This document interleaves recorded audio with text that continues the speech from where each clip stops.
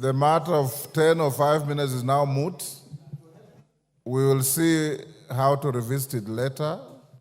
And those of you who are given a chance to speak, if you exhaust your points before you end the 10 minutes, you can yield the floor so that somebody else can be able to get the opportunity. Go on, Robert. Yeah, thank you, Mr. Speaker. So in the spirit of Article 95 and Article 1, I stand to represent the more than 50 million Kenyans who have asked this House to reject this insensitive, punitive, ill-advised piece of legislative mistake. Mr. Speaker, I say this because in the 10 years that the former President Uhuru was president of this country, we had finance bills every year. But it's only one that had very serious contention, and the only contention that was there was the increase of VAT, in fact, the introduction of VAT on fuel of 8%. Mr. Speaker, the Kenya Kwanza regime has been in office. This is less than 2 years. And the second finance bill they have brought to this House and the first one have elicited so much contention from Kenyans that I think there is something seriously wrong. Mr. Speaker, in fact, let me say this, that the controversies of the 2023 finance bill, before we even get to this one, even, in fact, got a nickname for our head of state because Kenyans out there are calling him Zakayo, the tax collector. Mr. Speaker, we must move from that concept of ensuring that every year we impose punitive taxes on Kenyans. Mr. Speaker, Kenyans have not even recovered from the negative effects of the 2023 finance bill. Because, Mr. Speaker, the 2023 finance bill already drastically reduced the disposable income of Kenyans. Because, Mr. Speaker, we increased pay as you earn then, we went and increased the NSSF, we went and increased the NHIF. Now we are proposing to go to SHIF, which is even higher. Mr. Speaker, we introduced a housing fund.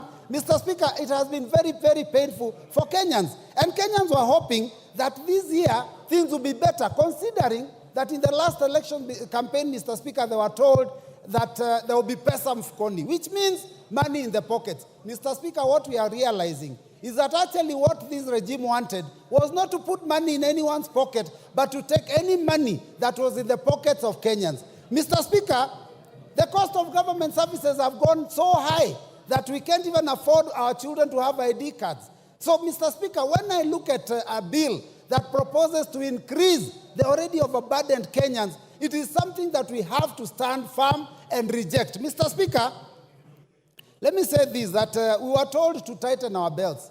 And I know this is the intention, that we be hit very hard the first 2, 3, 4 years. But, Mr. Speaker, you know, some people will lose their lives because of the hunger now and because of the stress now. What do you do with them when they are 6 feet under in 2026, 2027? We are told to tighten our belts. And as we tighten our belts, Mr. Speaker, it is shocking to see the excesses that this government is going through. We are taxing Kenyans to raise money to run the government, and yet we have excesses. We are putting in money to build houses, to repair, to paint houses that were built with 400 million, and we are spending 600 million to renovate and paint. Mr. Speaker, it is very, very painful. And then we are told, tighten your belts as Kenyans. And 200 million Kenyan shillings is used on a return trip on a chartered plane to the US. Mr. Speaker, this is not acceptable. And all those missions are begging missions. When what we are doing here is we are living beyond our means. Mr. Speaker, I seek the attention of all those members that passed the 2023 finance bill and later on went and told Kenyans they didn't have time to read it. Now listen keenly. If you didn't read that one, you listen to us. Mr. Speaker, oppressive tax policies do not make good economic sense. And Mr. Speaker, let me just put it this way, that the last year's proposal was intending to raise 214 billion. But because it was oppressive, Kenyans did not pay as expected. And in fact, what we collected was only 131 billion out of that finance bill, which was only 53% of the target. Mr. Speaker, the more burden you put on people, the more likely that they are going to look for ways to avoid that tax. So, Mr. Speaker, we have to be careful. We warned that would happen, that people would evade. You didn't listen. We warned that it would lead to job losses. Many companies left this country and are now producing elsewhere, and unemployment has gone up. We warned that the tax increase is always passed to the common man. Mr. Speaker, the hustler of this country, the mamamboga, the boda, is the one that will carry the burden. Anytime taxes go up, it is not the big fish that actually pay these taxes. Because all they do, when you increase cost of fuel, all they do is pass it on to the consumer. And the consumer is mamamboga. The consumer is the last man in the chain. So, Mr. Speaker, we have to be very careful. Now, the 2024 tax proposals are as oppressive as 2023. We have not even fully implemented the 2023 ones. The E-teams, now we are discussing how we are going to remove it. There are those, those taxes on chamas that we have not yet implemented. Now we have brought other major proposals. And I hear, Mr. Speaker, talk of the tax proposals of 2023, it's like they have been reduced. Mr. Speaker, the bill that we hold in our hands, the bill that we read, has not been amended. What we are listening to is stories, Mr. Speaker. Because when we go to the committee of the whole House, what guarantee do we have that the proposals we've been told about here will pass?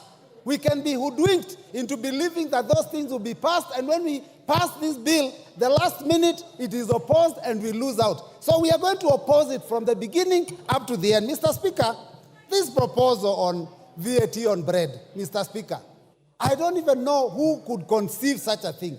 You have put your hands in the pockets of salaried Kenyans, business people. People have been made to pay for profits that they don't even make on turnover tax. And now you want to tax our children because you are putting your hands in the pockets of our children. Because the biggest consumer of bread are our children in secondary school, because that's where they spend their pocket money. Mr. Speaker, some of these are totally ill-advised. Mr. Speaker, VAT on financial services, VAT on money transfer, VAT on M-Pesa, those were, I do not understand who was thinking, what were they drinking, what were they smoking when they came up with those ideas. Mr. Speaker, it is very unfortunate. 20%, 25% excise duty on edible oil, import duty. Mr. Speaker, these things, 2.5% on motor vehicles. These ideas were preposterous. But Mr. Speaker, I believe that all those proposals were actually a smokescreen. If you read the 48 laws of power, you know, smokescreen. You lead them down the wrong direction until they lose focus. What has happened is that we have concentrated on those ones that were very clear. But the real intention was to do what this committee has proposed.